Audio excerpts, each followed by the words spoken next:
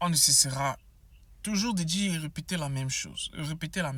C'est beau de dire, aux États-Unis, je pars à l'école. C'est beau de dire, ah, Uri, je fréquente. Mon frère, c'est pas moi qui paye votre pension. Hein. Ou bien encore le student loan que vous payez, ou bien encore X ou Y. C'est pas moi qui paye, en fait. C'est pas moi qui paye. L'argent soit vient de votre poche, soit l'argent vient du gouvernement que vous prenez comme dette et ensuite vous allez à l'école.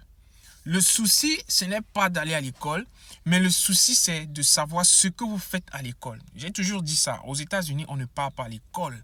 Pour partir à l'école, on part à l'école en suivant une carrière précise. Parce que quoi? Parce que je vois des gens dire, je vais faire un MBA, je vais faire ceci, je vais faire cela, je vais faire cela.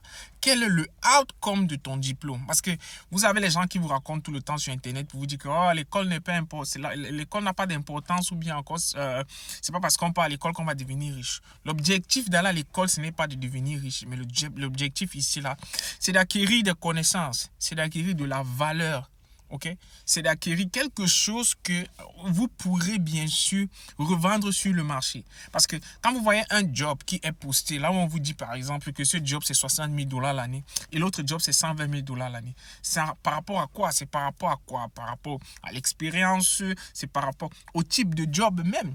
Rassurez-vous, aux États-Unis, il y a certains jobs quand même avec un associate degree, vous faites 6 figures.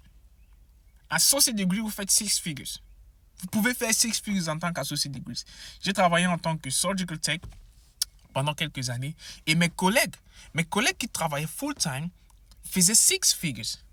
Moi, je ne travaillais pas full-time parce que j'allais à l'université en même temps. Donc, ce que je vais dire aux gens, c'est que l'objectif, ce n'est pas de dire que je vais à l'école. Mais tu fais quoi comme étude? Quelle est la probabilité avec laquelle tu pourras trouver un job où tu ne feras pas trop d'efforts et tu gardes... Bon, quand on dit trop d'efforts, c'est quoi? L'effort physique, parce que c'est ce de quoi je parle la plupart du temps.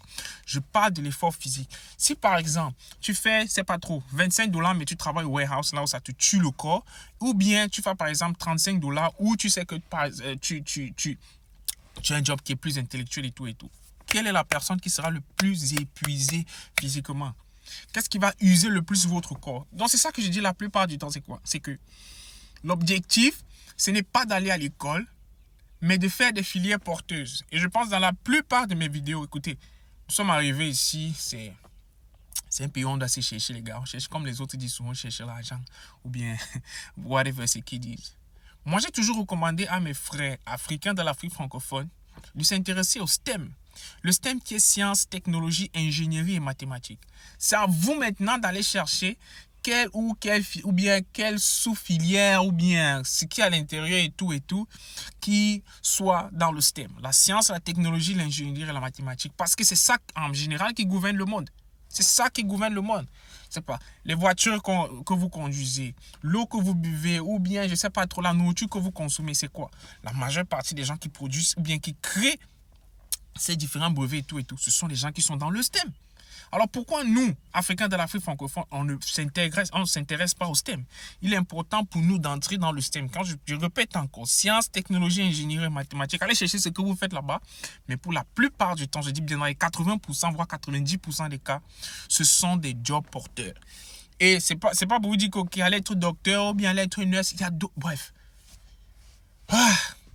Les potentialités sont par légion dans ces différents trucs-là. Donc, mes frères et sœurs, je vous conjure, on ne part pas à l'école aux États-Unis pour partir à l'école. Pour ma part, je recommande à mes frères africains d'entrer dans le STEM. Ciao, ciao.